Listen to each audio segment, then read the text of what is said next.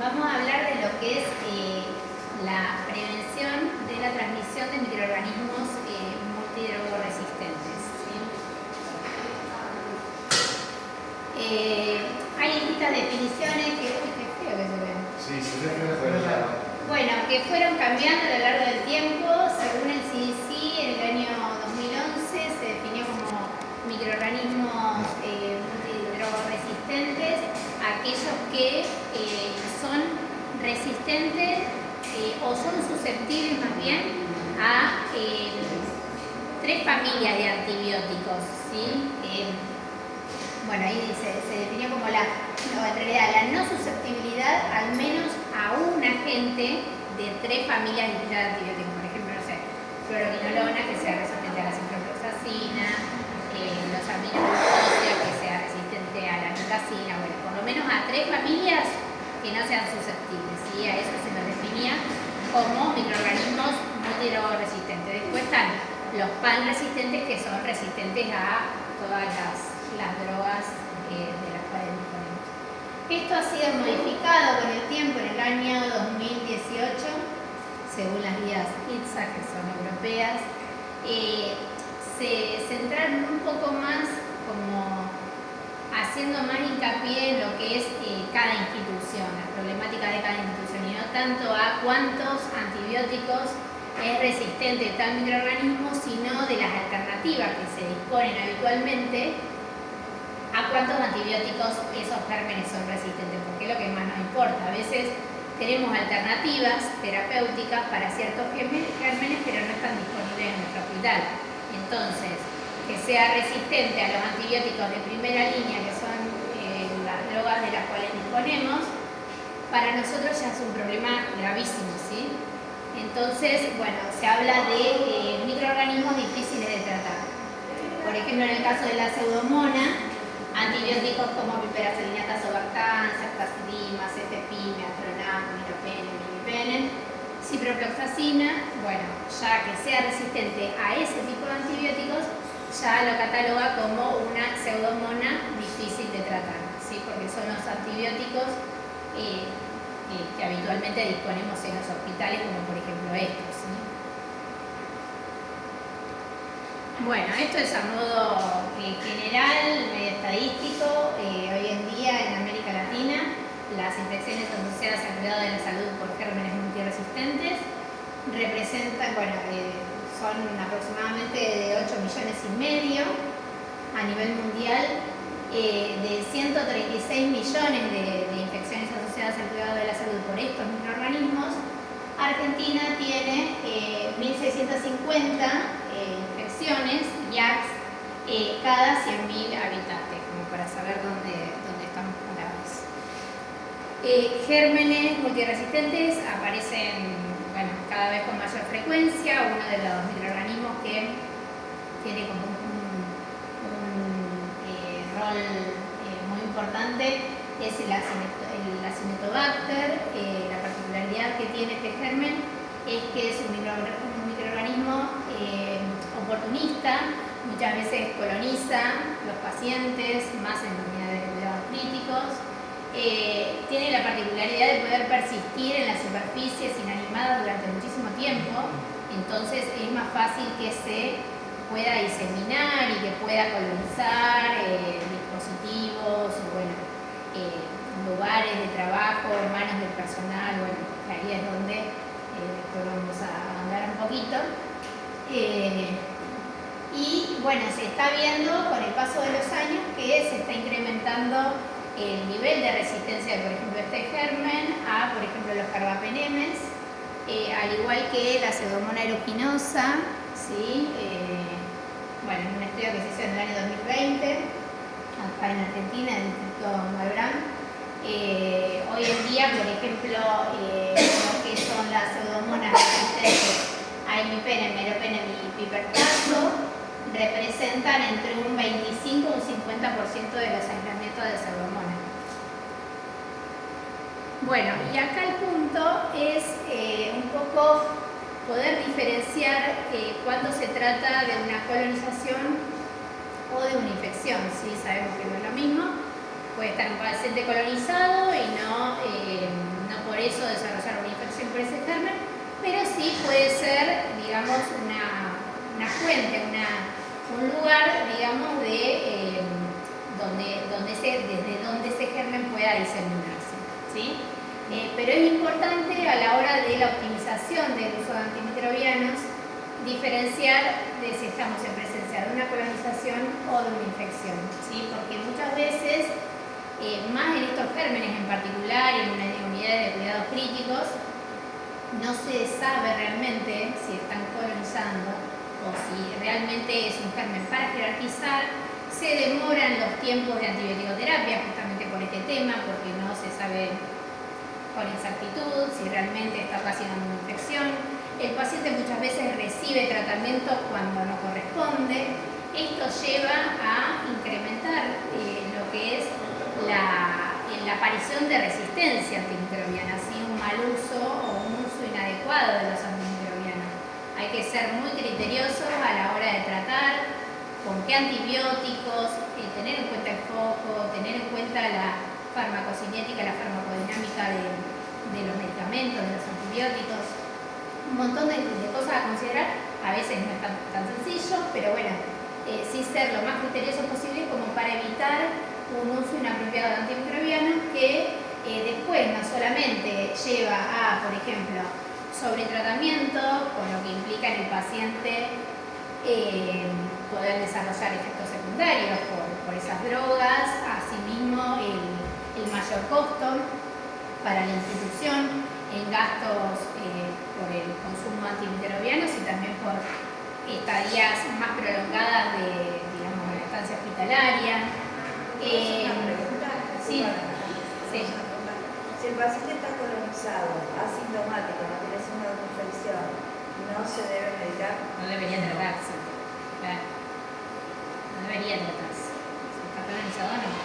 Después. ¿Hay algún protocolo acá nosotros en la institución? ¿Tenemos algo de eso que los médicos saben? Los médicos deberían saber. Porque todo paciente que nosotros tenemos con Klebsiella, que son hisopados al azar y están asintomáticos, ¡pum! No debería. Bueno, eso no debería pasar. Por eso se Y lo recomienda. tenemos 3 meses con antibióticos. Sí. Y tenemos una infectóloga dentro del hospital. Por eso se necesita que todo esto quede por escrito. Porque Y si no, para estas cuestiones. volvemos otra vez a la resistencia a antibióticos. Exacto, para eso justamente se hacen estas charlas para poder. Por eso les digo, después de esto queda todo. Sí, lo La importante idea es o sea, protocolizarlo, claro. también actuar desde el lugar donde nosotras podemos, tanto ella como bacterióloga, como por ejemplo yo como enfermera contra infecciones. Hay cuestiones que escapan muchas veces, no es por cubrirnos, pero digo, hay cuestiones que son meramente médicas, que tienen que ver con el conocimiento del médico. El médico, por sobre todas las cosas, debería saber esto, que el paciente colonizado no está infectado. Por eso mismo utilizamos nosotros como enfermeros el aislamiento, pero más allá de eso, no hay mucho que podamos hacer, porque esto sucede, el uso inapropiado de antibióticos sucede también en la guardia. Es un problema a nivel mundial. Sucede más allá de lo que nosotros podemos hacer dentro del hospital, o sea, sucede a nivel mundial y en la sociedad y en la comunidad, digo. Es fundamental en este aspecto todo lo que sea capacitación, formación, formar un criterio, que haya un La médico. idea Yo última del de lado de esta. enfermería no le puedo decir Pero al médico. claro, pero la no última, tengo idea. la idea última de esta jornada justamente es, como producto final, es generar una especie de protocolo que se firma, por ejemplo, se dio una charla de higiene y desinfección en quirófano y se armó un protocolo firmado por dirección.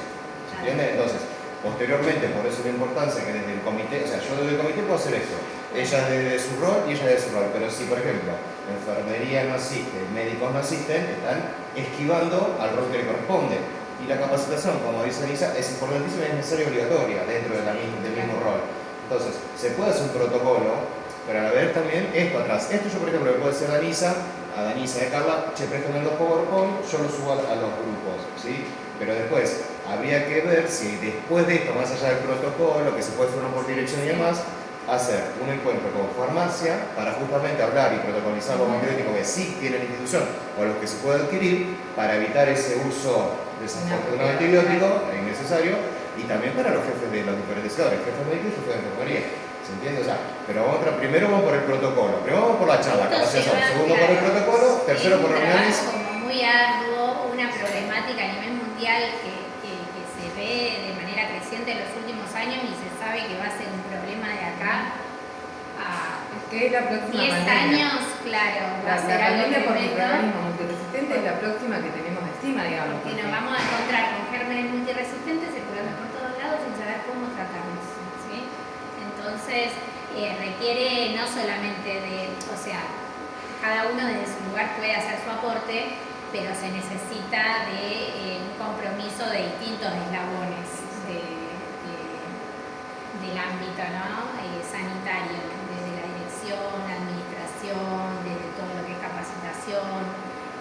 Bueno, nada, también la Y por eso priorizar, como personal. decía Carla, que si no podemos evitar eso o subsanarlo, en el mientras tanto, como herramienta preventiva, justamente tenemos el aislamiento, Claro. por decirlo así. Entonces, darle la importancia, ¿sí? Y el momento justo de iniciar con un aislamiento correcto y a la vez que se establece justamente, por eso el tema de la charla, el aislamiento, hacer la educación de la familia y del resto del personal. Exacto. Limpieza, por el tema de limpieza, higiene, desinfección, comida, visita, o sea, todo lo que conlleva a este aislamiento. Sí, ¿no? hay un montón de cosas a considerar y yo ahora si bien voy a mencionar, tampoco es que voy a desglosar porque cada cosa tiene como mucha profundidad.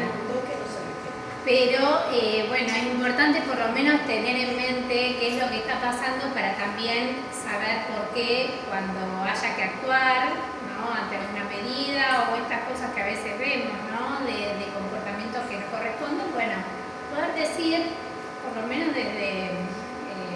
¿no? Llevar una normativa, esto está protocolizado, Claro, tenés que esto está cumplir. bien. Claro, porque si yo tengo algo por escrito que me avale desde el comité de infectología o de bacteriología que diga paciente colonizado, asintomático, sin signo de infección, no antibiótico.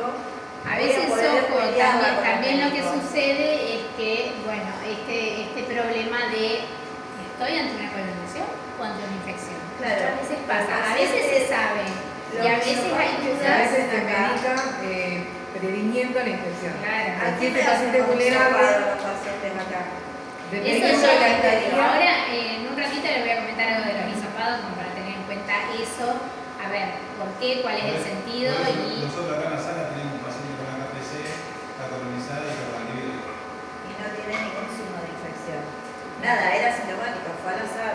No, aparte también, ¿qué es lo que sucede? Cuando vos estás tratando un germen, y más en un tratamiento prolongado, si vos le estás dando un antibiótico que, o sea, estás barriendo completamente otra flora Igual. y estás Aparecen los dejando oportunistas. que sobreviva lo más resistente. Entonces, si vos estás usando un antibiótico de forma inapropiada, empezás a generar esta flora, esta microbiota, que por más que no dañe ese paciente, empieza a circular por el hospital. Exactamente, ese antibiótico va por vía parenteral. Cambio de la crisis cada 48-72 horas por la agresividad de lo que es el antibiótico, la forma de administrarlo y todo.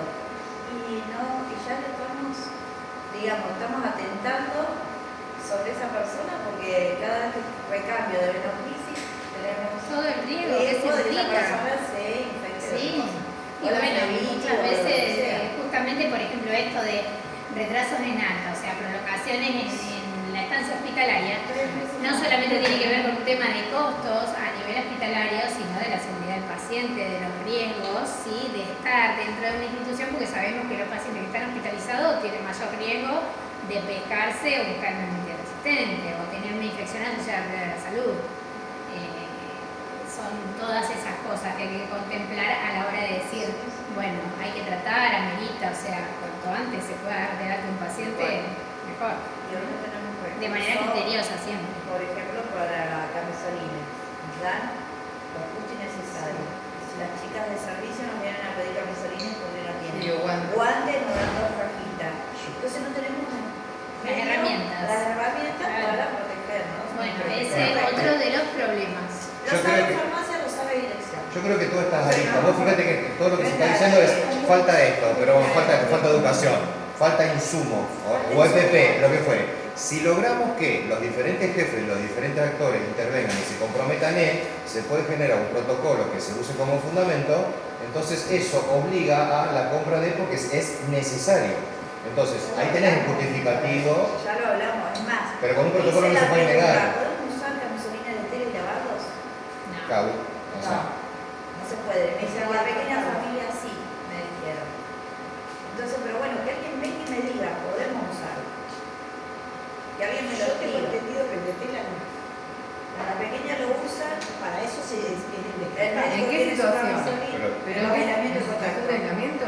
Sí. ¿Y después dónde queda ese camisón? Se van a lavar. Y bueno. Pero se usa una sola vez porque se supone que no es lo reutilizable. usamos supuestamente durante el turno, No tiene- el turno no. lo descarta. Y aparte, ¿qué tipo de Generalmente lavado hay tiene ese más camisolín? riesgo. Claro, no sé. Hay ¿Qué más te riesgo. garantiza Un que ese profesional- camisolín quedó estéril? Me lo dijo Claro, un tal profesional cual. que trabaja en la pequeña, porque cuando yo le dije no tenemos más camisolines, ¿cuánto hace esto? 20 días atrás. No tenemos porque no teníamos más camisolines, rasqueteábamos camisolines de todos lados. Busquemos los de tela, pidamos al quirófano si los podemos lavar, sí, en salvo algo hacen. Porque ahí también hay otro Y concepto me que parece es... que te lo comenté a vos, Javier, ¿te acordás? Que te dije, Hay vamos otro a tomar concepto café, también luego lo de sí, el cuando uso hablamos de de- elementos de protección personal, pero eso bueno, lo voy a mencionar después. A lo mejor está bueno que sigamos y después de Sí. última Sí, veamos, sí, porque obvio, se perdón. nos va a atrasar un montón. Pero también el tema de los camisolines.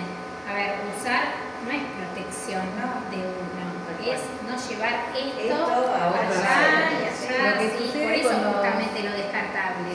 Con este punto de los camisolines es que muchas veces es el contagio, si vos no haces un buen uso del EPP, es más propicio cuando vos te lo sacás para Sí, descartarlo que lo cuando, terminás. claro, tal cual, que ir sin nada. Entonces, arreglo.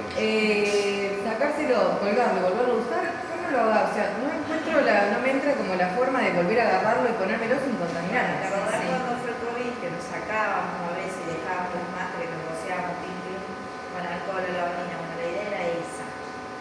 Pero no da. No tiene mucha No, lógica a nivel de tenemos 20 protección. casilleros. Y aparte de eso, con el COVID, ¿cuántas veces hicieron la bolsa? No, y aparte también tiene que tener la garantía de que eso quedó esterilizado Bien decontaminado y todo, bueno, saber con un procedimiento.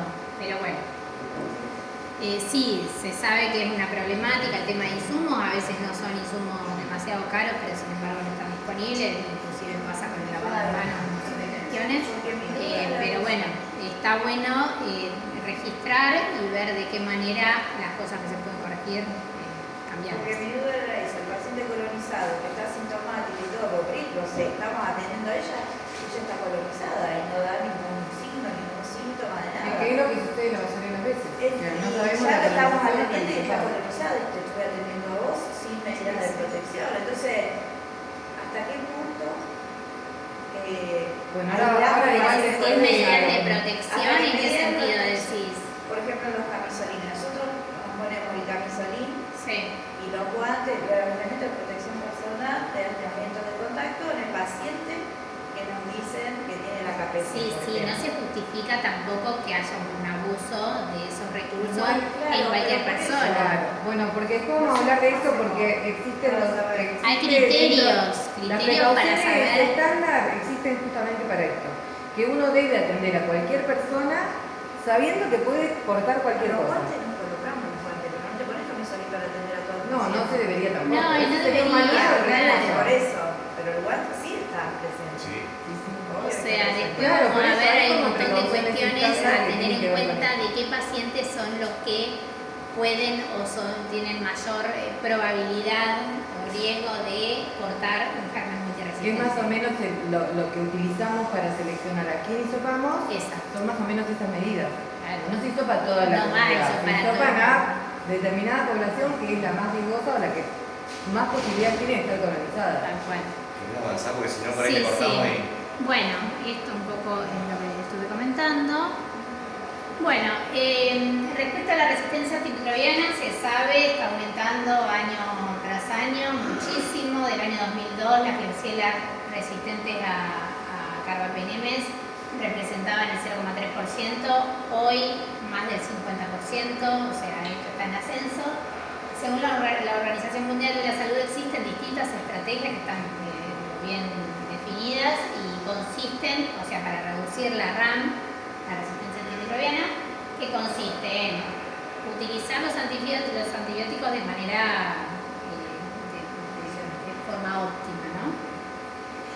Aumentar la inversión en todo lo que es desarrollo de nuevos antibióticos, lo mismo en técnicas de diagnóstico.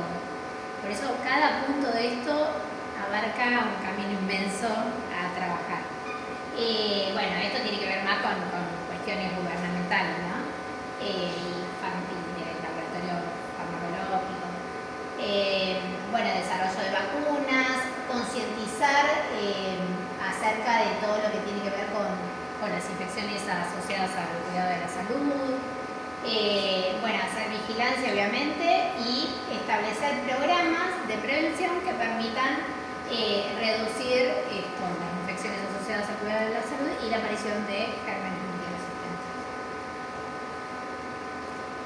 Bueno, este es un estudio que se hizo en 57 países, más que nada como para saber dónde estamos parados en nuestro país, acerca de aislamientos de Klebsiella pneumoniae y productores se llama productoras de carbapenemasas, ¿sí? O sea, todos resistentes a los carbapenemas, imipenem, meropenem. Y se vio que Argentina, dentro de esos 57 países, ocupa el tercer lugar con un 48%, creo que era 44% de aislamientos productores de Klebsiella, productoras de carbapenemasa, después de la India y Grecia. Bueno, este es algo que me pareció importante como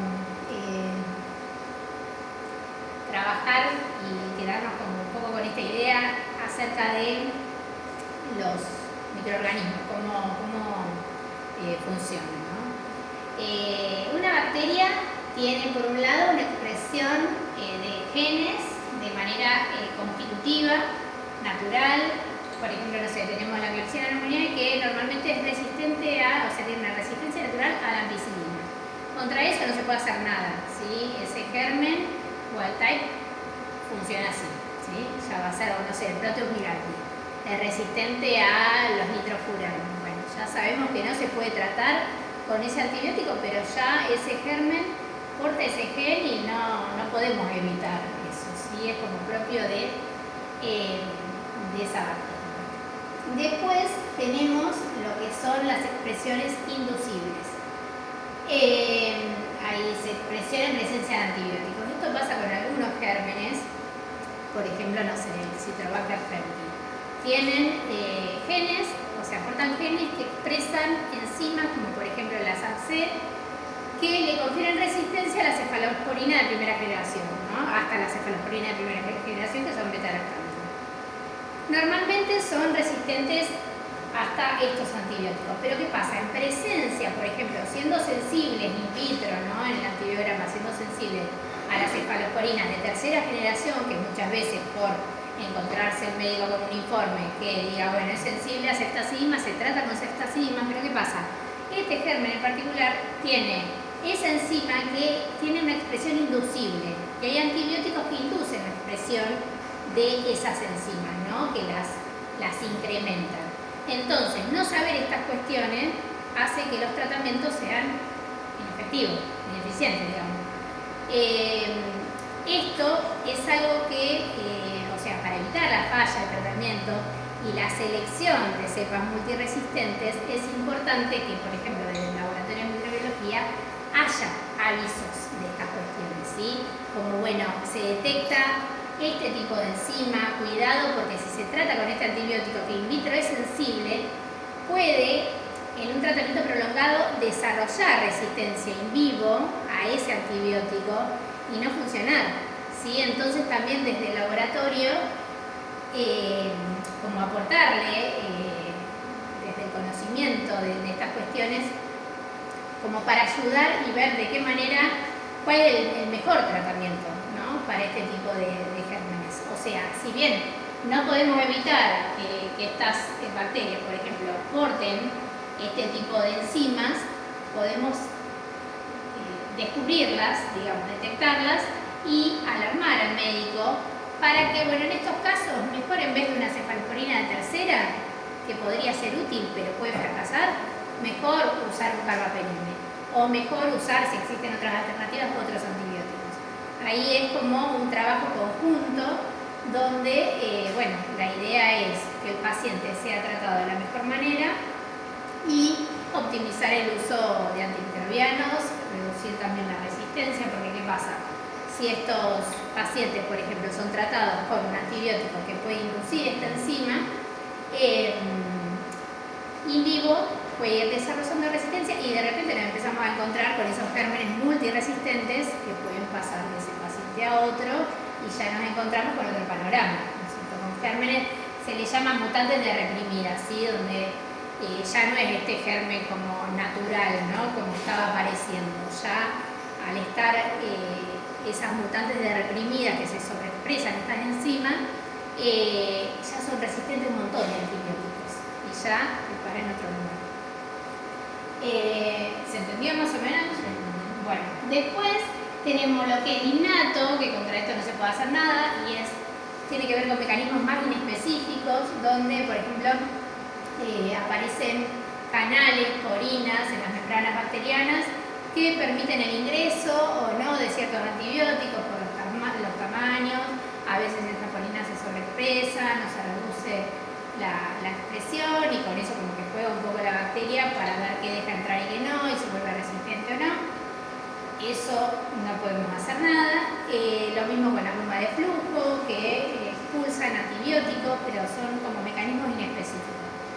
Ahí no tenemos mucho para hacer, igual que en el punto 1, ¿sí? Lo que ya nace con la bacteria. Y este es otro punto importante, que es justamente lo que nos compete acá, que tiene que ver con digamos, la resistencia adquirida. ¿Adquirida de qué manera? A través de material genético, ¿sí? Todas estas resistencias que aparecen en los gérmenes están codificadas en el material genético, en distintos elementos. Y justamente lo que nosotros tenemos que evitar es que estos gérmenes que portan estos genes de resistencia a ciertos antibióticos, más lo de amplio espectro, que no se diseminen, ¿sí? Y a su vez que ese material genético no pase de un bicho a otro, ¿no? De un germen a otro, y que éste, por tener ciertas propiedades, pueda desarrollar más fácil infecciones. Bueno, o sea, como un poco quédense con esa idea, ¿sí? De la información genética que cada microorganismo porta, eso no queda solo ahí, se puede mover de un lado a otro. Y es justamente lo que se intenta limitar con el tema de los aislamientos, ¿sí? Con estas cuestiones. Sobre esto podemos trabajar, ¿sí? Por ejemplo, acá les puse algo como esquematizado de lo que es la expresión de una beta-lactamasa de espectro extendido,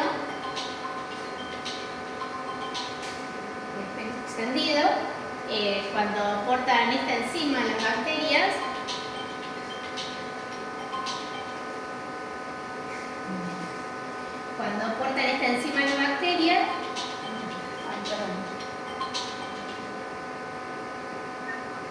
Clary, estoy en la charla, después te llamo.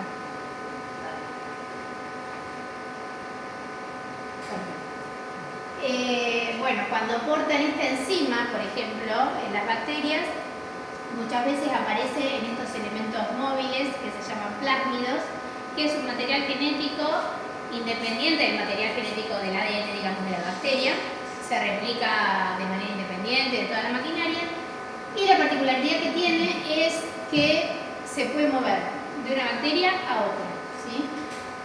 Y esto después, combinado con los gérmenes que porta la otra bacteria, se suman y hacen que empiecen a aparecer gérmenes cada vez más resistentes.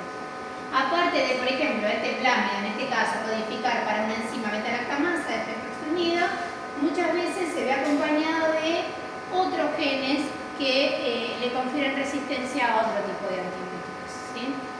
Lo importante es, bueno, empezar a detectar, empezar no, o sea, se hace, pero bueno, detectar cuando estas cepas son productores de este tipo de enzimas, ¿sí? Porque sabemos que están, por ejemplo, en elementos móviles y pueden pasar de un lugar a otro, entonces ahí es cuando empezamos a considerar un paciente que está colonizado con determinadas cepas productoras de, por ejemplo, una carbapenemasa. Bueno, hay que tenerlo aislado, evitar que esto se mueva, ¿sí?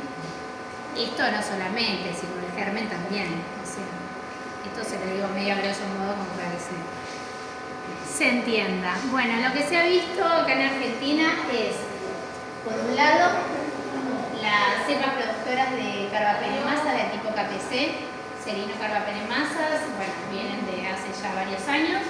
Si bien se está viendo un descenso, tenemos un montón de casos, y si los últimos años, 4 años más o menos, está habiendo un incremento de las carbapenemasas de tipo metalo, ¿sí? Que son, por ejemplo, las NDM, Nueva Delhi, metalocarbapenemasa. Bueno, eso se está viendo un incremento, y es lo que más tenemos hoy en día.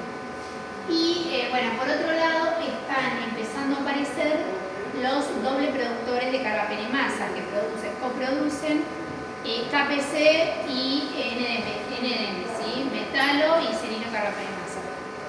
¿Esto por qué es importante detectar? Porque no se trata de la misma manera una infección ocasionada por una cepa que porta una KPC a una cepa que porta una metalo, ¿sí? Requieren de distintos antibióticos, pero a su vez, si portan las dos enzimas, por más que le confieran resistencia, por ejemplo, a los mismos antibióticos, a los carbapenemes, no son efectivos los mismos tratamientos, ¿sí? Entonces, desde el laboratorio es importante que identifiquemos estas cepas que son doble productoras y, por otro lado, también tener a disposición los antibióticos que permitan tratar este tipo de infecciones ocasionadas por estos gérmenes, que no siempre están disponibles. Porque, por ejemplo, acá se ve que, bueno, muchas veces estos dobles productores de carbapenemasa son muchas veces resistentes también a coristin, que es un antibiótico de última línea, en nuestro caso.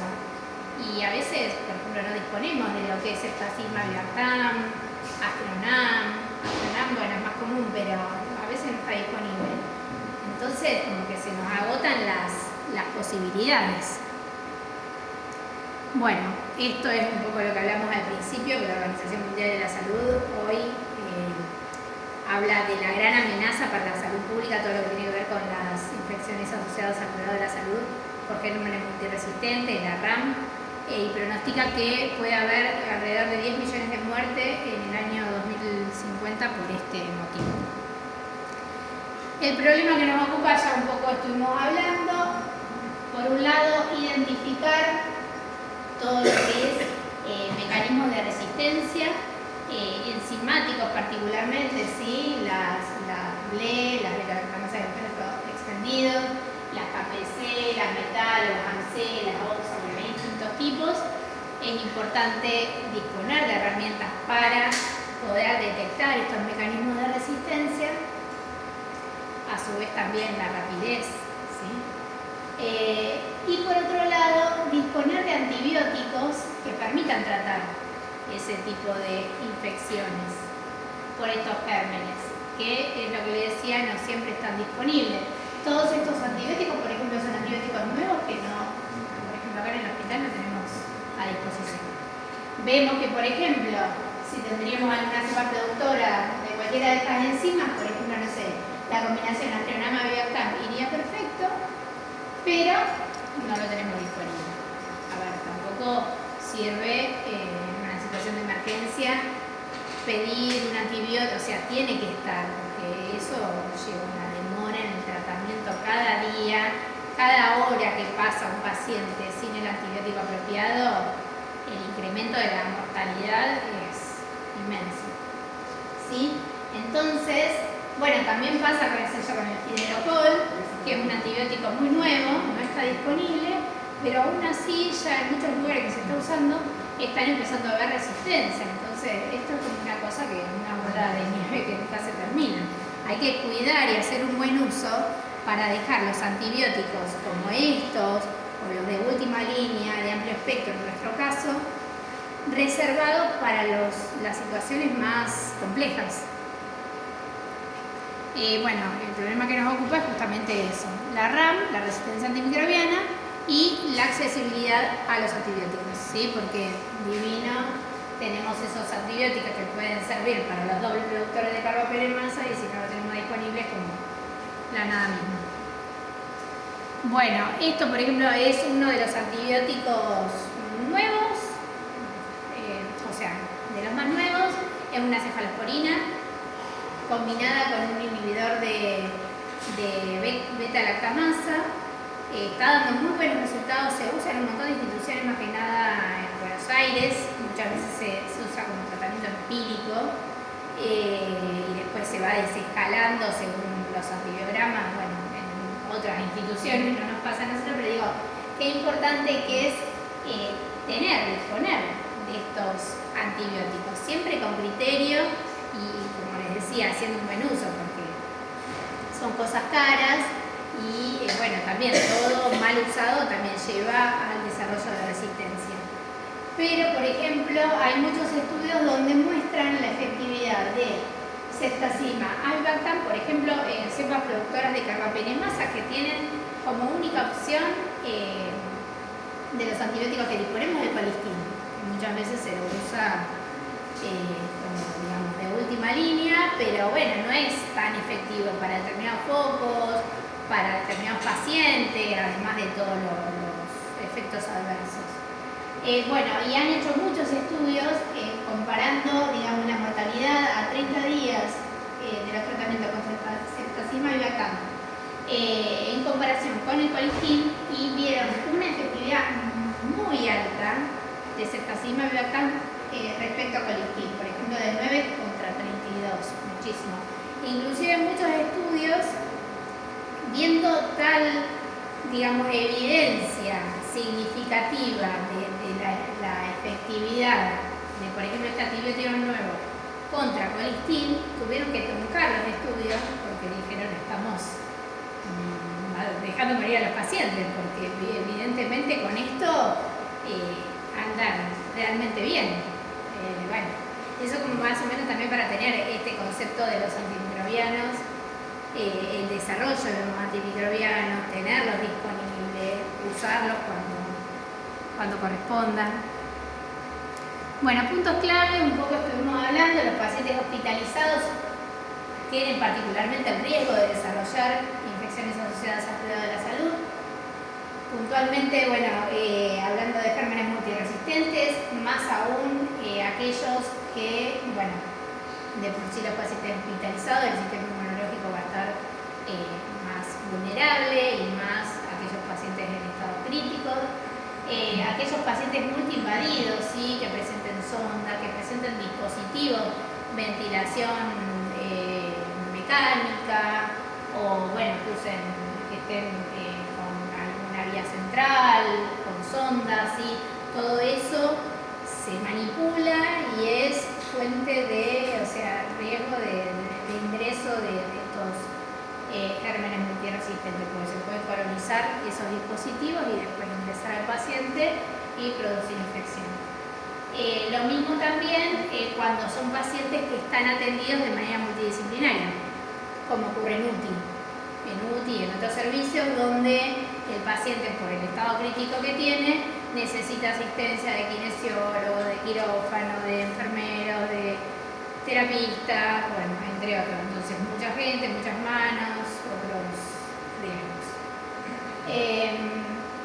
Bueno, y esto que ya estuvimos mencionando, todo lo que acarrea, digamos, las infecciones asociadas al cuidado de la salud por este tipo de microorganismos, prolonga la estancia hospitalaria, como efecto secundario lleva a mayores costos a nivel de la institución y aumentos en la mortalidad del paciente. Bueno, a ver, la transmisión de patógenos resistentes tenemos que tener en cuenta dos cosas. Por un lado, el reservorio y el mecanismo de transmisión. El reservorio el ambiente hospitalario, la superficie, ¿sí?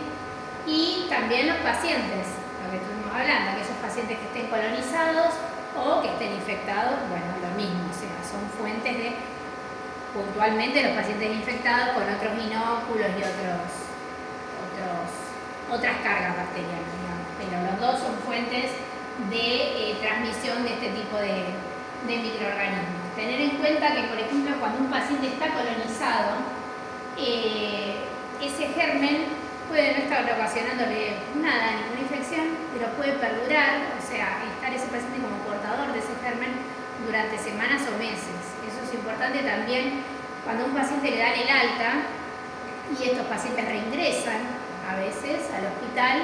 Bueno, si ese paciente tuvo algún germen multiresistente, ustedes saben, bueno, es importante el registro para el momento de ingreso, también tener la precaución de mantenerlo aislado hasta ver cómo sigue, digamos, la situación, ¿sí? Porque puede estar siendo una fuente de diseminación. Y bueno, por otro lado, los mecanismos de transmisión, que son de persona a persona, bueno, fundamentalmente el tema de las manos, ¿no? A través de las manos, a través de los usos de equipos contaminados, bueno, y la superficie del ambiente, tocando y llevando hacia distintos sitios o, bueno, con dispositivos. Bueno, estrategias de la prevención de la transmisión. Todos los hospitales deben contar con estrategias documentadas en políticas y procedimientos con las recomendaciones y guías adecuadas a sus necesidades. Lo que hay que tener en cuenta es todo esto. Por un lado, el programa se llama los PROA, Programa de Uso Adecuado de Antimicrobianos o de Optimización de Antimicrobianos. Bueno, para todo eso hay que desarrollar un montón de cosas, algo les voy a mencionar, pero bueno, cada cosa tiene un desglose importante. Otro punto es la higiene de manos. Por otro lado, los paquetes preventivos, todo lo que es el manejo de las neumonías asociadas a ventilador, todo lo que es el uso de la colocación de vías, de catéteres, ¿sí?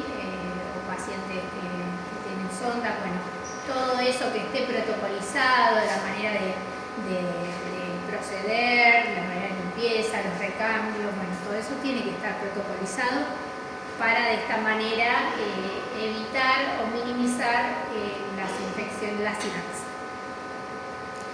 Bueno, el tema de la limpieza y desinfección del ambiente es fundamental y el tamizaje de pacientes, que algo vamos a ver. El programa, los PROA, ¿sí? Programa de uso adecuado de antimicrobianos, el objetivo que tienen es de, bueno, hacer un buen uso de los antibióticos de forma efectiva y segura. Y tiene como finalidad, bueno, disminuir la resistencia bacteriana, punto 1, disminuir la IA, menor consumo de antimicrobianos, ¿sí? Menos efectos adversos, disminuir los costos para la institución y mejorar el pronóstico de los pacientes, digamos, ¿sí? A través del tratamiento más efectivo, la duración, el foco, teniendo en cuenta distintas. O sea, lo que buscan estos programas es justamente optimizar el uso desde distintas aristas, estableciéndose guías de trabajo. Para ello, bueno, lo que se busca es justamente cuando existe una infección, que requiere tratamiento antimicrobiano, ¿sí? Punto fundamental. ¿Está colonizado o está infectado? Bueno, está infectado se trata. ¿Se trata con qué? Con el antibiótico correcto, no con cualquier antibiótico.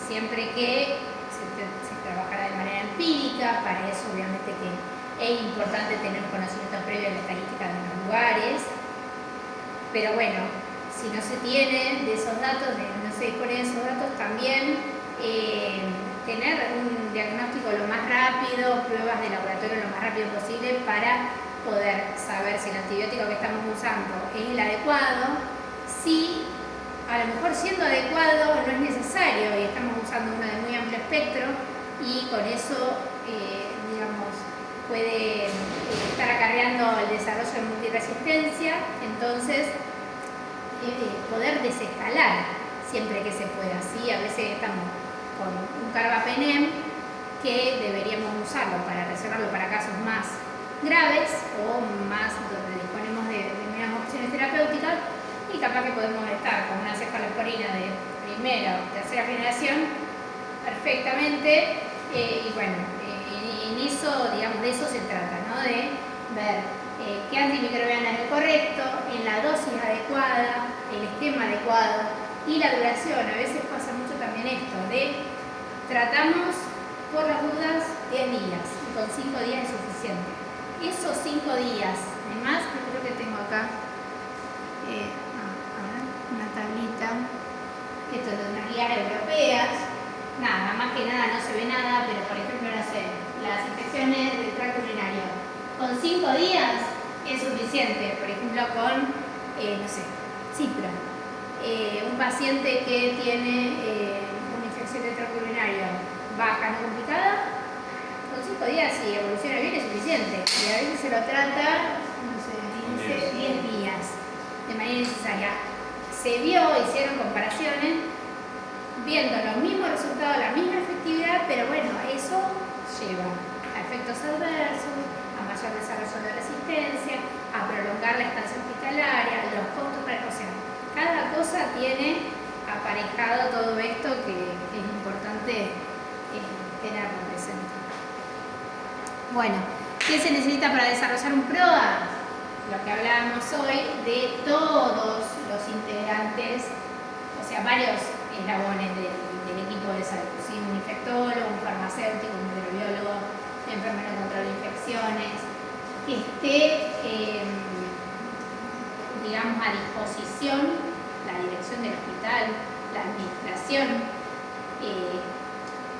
por cuestiones organizativas, bajadas de línea, o sea, se necesita de montar un equipo que diseñe de a poco guías que puedan, bueno, ir adaptándose a la institución para lograr este objetivo.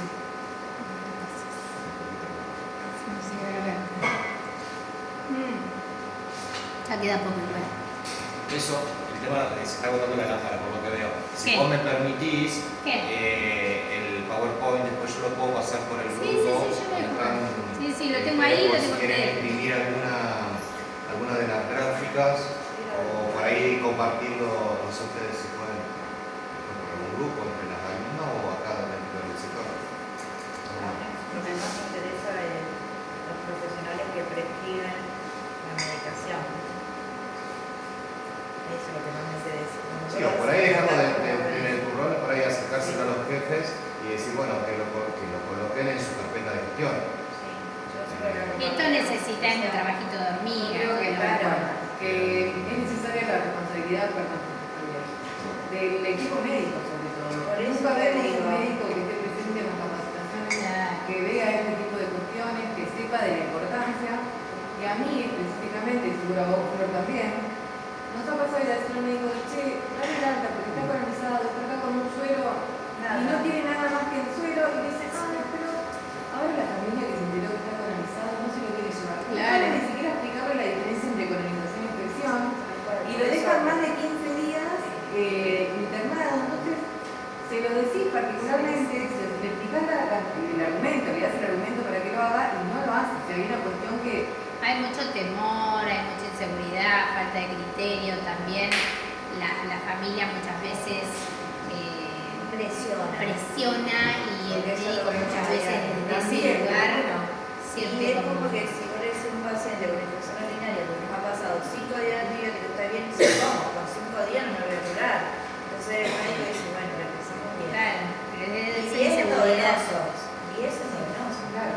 Bueno, Son pero 10 no, días que el paciente corre el riesgo acá de Ojo, contraer esto que les otra cosa. comento de la duración es una cosa generalizada, no quiere decir que valga siempre. No, que Hay haya pacientes que, por ejemplo, evolucionan mal Sí. o que tienen factores de riesgo que, bueno, ya Obviamente, meditará. Es lo mismo un paciente diabético que un paciente joven. Pero que pasa tiene mucho factor de que riesgo. se prolongan los tratamientos al doble, con todo lo que eso conlleva, innecesariamente. el punto para mí es siempre el mismo. O sea, si vos tenés como médico, como personal de enfermería o como cualquier otro técnico profesional del hospital, el argumento para decirle a la familia y al paciente es escape que uno termina haciendo lo que el paciente quiere. O sea, Claro, por ¿cómo? eso yo les pedí el argumento para poder discutirlo con el médico. Tal Decir, cual, tengo muchas veces esto. yo comprendo eso, pero siento que también escapa el personal de enfermería. Esta cuestión que tiene tanto que ver con cómo está medicado el paciente, ¿no? Que siempre es una labor de médico. Sí, por eso No también en vamos a estos... abarcar todo y responsabilizarnos por eso. Por eso también en esta idea de los programas, de los PROA, es que participen distintos Por eso lo que yo integrantes. decía, o sea, cuando se arma un protocolo, lo que vos estás haciendo es incluyendo a todos los Exacto. actores, dirección, Conociendo la problemática de cada uno de otras su divisiones, conocimiento, enfermería, aportar médico. para que también al otro le sirva. Esto, por ejemplo, es muy importante el rol de farmacia clínica, donde le puede decir al médico, inclusive trabajar en conjunto con enfermería para decir, che, inclusive pautas de alarma, cuando a veces hay tratamientos que se están prolongando o determinados antibióticos, seguirlos como de manera más rigurosa para evitar un tratamiento excesivo, muchas cuestiones, pero hay mucho. El Bademec, no sé cuántas que está acá en el hospital. Y Las farmacéuticas hicieron Sí. el Bademecum hospitalario nuestro, Sí. con el stock de antibióticos, entre otras cosas que hay, y lo ignoran. No bien, Porque por eso, nosotros pero- vamos, bueno, Maxi, con las recetas a la farmacia de tal paciente y dice, no, si esto no lo tenemos esto. Tenemos que volver a decirle al Yo siento médico. No, que es un poco injusto que el personal de enfermería termine responsabilizándose por todo, cuando cada uno debería responsabilizarse por lo suyo, ¿no? Esta cuestión vuelvo, repito, medicar al paciente no es una responsabilidad nuestra. Hay muchas cosas en la sala que nosotros los enfermeros nos hacemos cargo de los pacientes y no nos corresponden. Es que no corre, por eso digo, no corresponde el personal de enfermería El ocuparse de tema todo. hubo un problema el fin de semana con una paciente que estaba con la KPC y la familia no sabía nada. Y ningún médico fue a decirle que tiene que estar con el elemento de contacto. Estaba colonizado, no Estaba tenía ni colonizado. conocimiento. Fue a cirugía el lunes y hoy el traumatólogo se Bueno, eso pasa también, eso ahora voy a mencionar algo cuando hable del tamizaje. Bueno, esto es más que nada, hay un montón de estudios que muestran que implementar los PROA, que requieren de mucho trabajo, diagramar estas guías, trabajar en conjunto, son costo efectivos. Es muy carita con el peso. Pero bueno, se ve eso, hay reducción en el consumo de antimicrobianos, se reducen las estancias hospitalarias, hay reducción en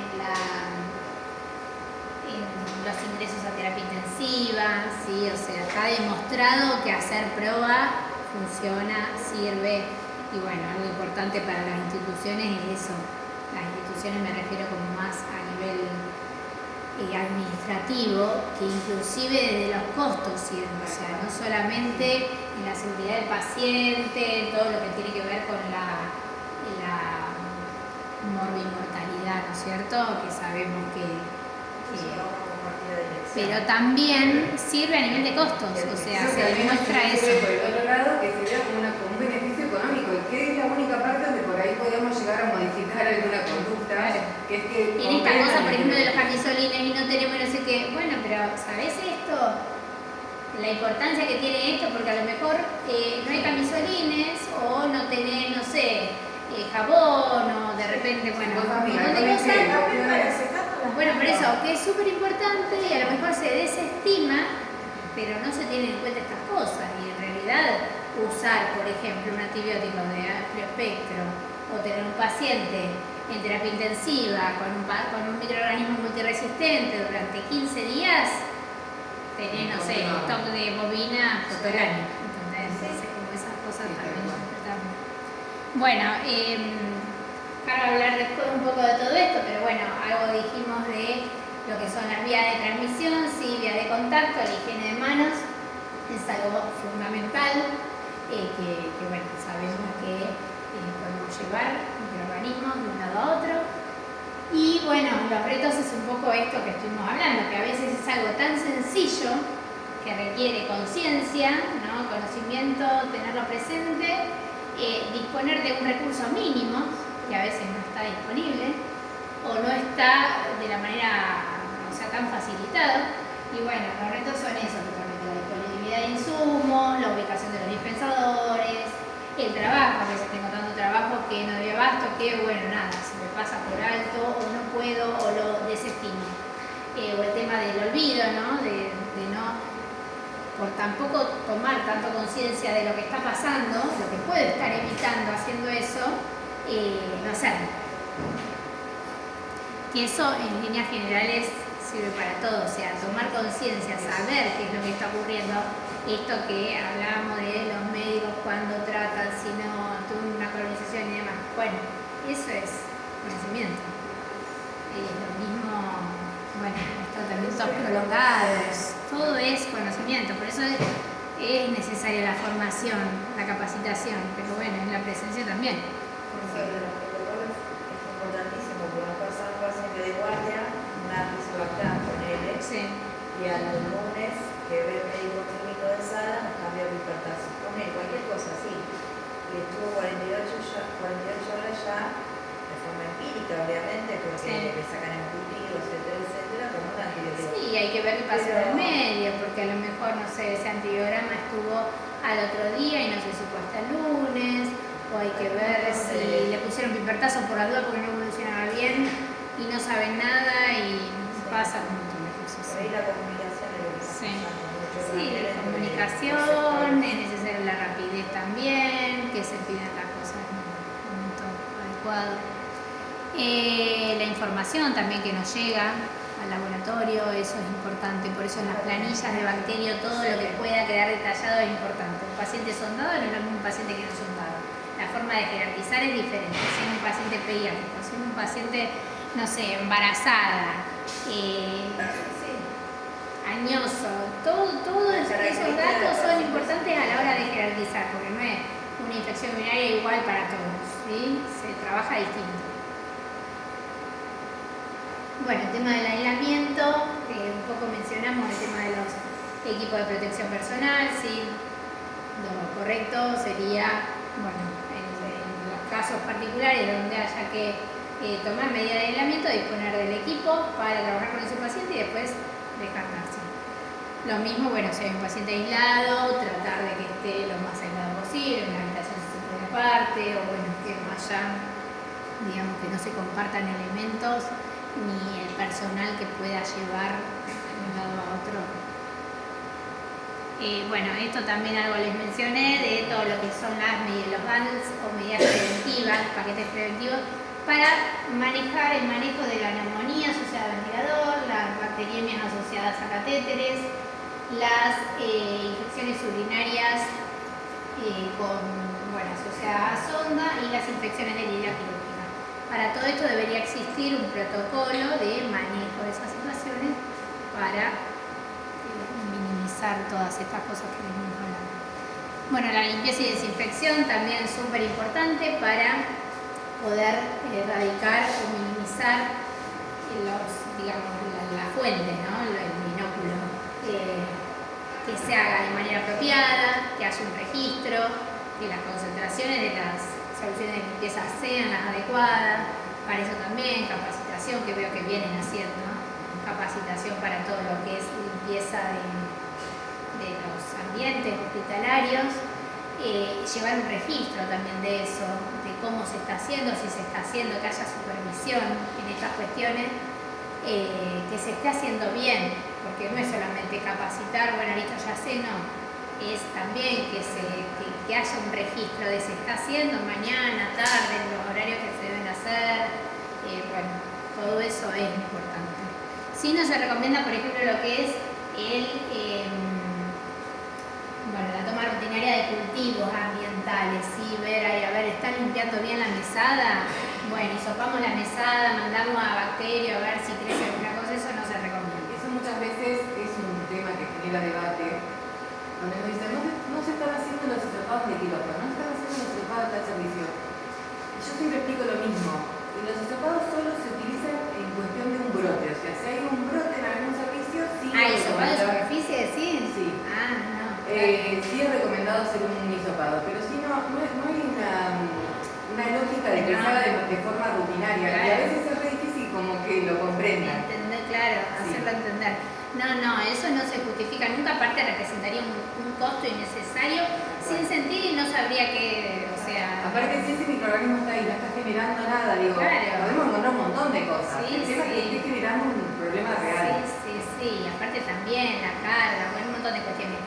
Sí amerita, digamos, un estudio cuando hay una sospecha de brote, ¿sí? Donde, por ejemplo, no sé, estamos ante un brote y pensamos que a lo mejor las soluciones de, no sé, estamos administrando tal, no sé, solución fisiológica, tal cosa y pensamos que puede venir por ahí, bueno, ahí a lo mejor sí se justifica trabajar sobre eso, pero ante la presencia de un brote, no para ver si se está trabajando bien, si están haciendo bien la limpieza.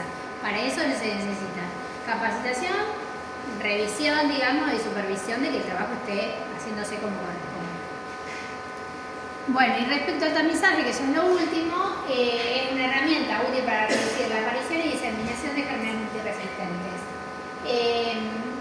Acá, bueno, es importante que haya comunicación, ¿sí?, entre el laboratorio y los servicios y que no quede solo en, bueno, mandé un hisopado de tal paciente y ahí ya está, me desentendí. No, es un ida y vuelta, tiene que ser lo más rápido posible esa detección o por lo menos alarma de que podemos estar ante un germen multiresistente, ¿sí? Después se te puede terminar de confirmar, porque a veces las limitaciones con las técnicas que tenemos pueden demorar un poco los tiempos, pero sí ante la mínima sospecha dar aviso. Entonces ese paciente se mantiene aislado mientras tanto.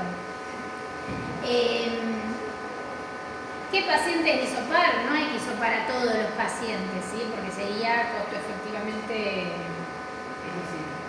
imposible y innecesario, es un despilfarro. Sí se sabe que en determinadas situaciones ese gasto, digamos, que se afronta tiene un rédito, ¿no es cierto?, un beneficio. ¿Cuándo? Bueno, o sea, lo que tenemos que tratar es de apuntar a los pacientes que tienen riesgo de estar colonizados con gérmenes multiresistentes. ¿Es cualquier paciente? No. Nosotros no tenemos riesgo de estar colonizados con gérmenes multiresistentes, más allá de que podemos portar en algún momento, sí. Pero bueno, ¿qué pacientes? Y pacientes que, por ejemplo, vienen de instituciones, de otras instituciones, ¿sí?, donde circulan gérmenes multiresistentes. A esos pacientes cuando ingresan se los hisopa, ¿sí? También depende de cada área de trabajo. Por ejemplo, en UTI se hizo un protocolo de trabajo para ver de qué manera se hisopaba a los pacientes de UTI. A ver si en algunos momentos era necesario hacer un control después de tanto tiempo de estar alojándose ahí en la UCI. O bueno, por ejemplo, pacientes que vengan de instituciones geriátricas, que sabemos que también circulan otro tipo de gérmenes, en esos casos amerita, o pacientes que por los factores de riesgo que tengan, también a lo mejor, no sé, inmunocomprometidos, bueno, son casos puntuales, no cualquier persona que esté internada. O pacientes que a lo mejor recibieron durante mucho tiempo antibióticos, ¿sí?, dentro del último mes recibieron antibióticos. A esos pacientes, cuando a lo mejor ingresan al hospital, bueno, se los hisopa. O que estuvieron internados en el hospital, esto que veíamos de la colonización.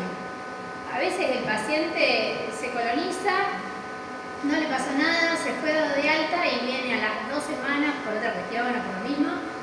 Y ya si era un paciente que portaba un germen multiresistente, hay que tener esa alarma de que puede seguir portando ese germen, porque a veces permanecen por semanas o meses.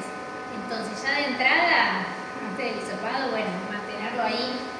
Más que al paciente, también un poco salir como de esa idea del paciente colonizado o como el riesgo, el foco, la fuente. Es todo lo que sigue después, ¿no? Todas las medidas de todos los manejos posteriores a atender ese paciente, no como el paciente, porque a veces como que se lo estigmatiza al paciente, ¿sí? Y el paciente probablemente porte ese germen multiresistente y no le haga nada, y se vaya al hospital y, o sea, no tenga una infección por ese. Muchas veces lo que yo digo es esto, que le ponemos mucho foco al paciente, claro, a la colonización del paciente, al paciente como el grupo, ¿no? Claro. Y en realidad nosotros como personal de salud que estamos mucho más tiempo y con muchos más pacientes, peligrosos que el paciente en sí. Le damos a nosotros el vehículo Exacto. para que ese microorganismo que está en ese paciente pase a otros pacientes y genere algo más caro. Claro, la alarma es esa, o sea, el paciente es la fuente. El paciente capaz que no le pasa nada, no se infecta por ese germen, pero uno cuando asiste al paciente, tener esa conciencia de, bueno, puedo estar llevando este germen a otro paciente que con otros factores de riesgo o en un estado crítico puede desarrollar una infección. Y ahí está el problema, ¿sí? Aparte de la diseminación hospitalaria que después, bueno, tiene sus consecuencias. Bueno, ya terminando, la emergencia de bacterias multiresistentes es un fenómeno biológico natural y creciente a escala mundial, amplificado por la utilización amplia e inadecuada de antimicrobianos, incrementa los costos de la atención sanitaria, los fracasos del tratamiento y la mortalidad tanto en hospitales como en la comunidad. Aunque la mayoría de los portadores de gérmenes multiresistentes no enfermarán nunca, ¿no? Ni darán lugar a una propagación peligrosa, el tratamiento empírico en pacientes con un riesgo elevado de infección sintomática por estos gérmenes salva vida. Y la antibioticoterapia y en realidad la resistencia a los antimicrobianos ya de por sí es un predictor independiente de mortalidad. O sea, aportar un germen multiresistente ya al paciente lo cataloga, lo ubica en otro lugar, ¿sí? Ya es como un factor de riesgo más, ¿sí? Bueno, y a modo de conclusión, el control de la transmisión de gérmenes requiere un arduo trabajo integrado con equipos multidisciplinarios. El equipo de control de infecciones y epidemiología es crucial en la toma de decisiones y estas acciones se traducen en mayor calidad de atención y seguridad para los pacientes y de modo secundario impacta significativamente en la reducción de los costos hospitalarios. Bueno, eso es todo.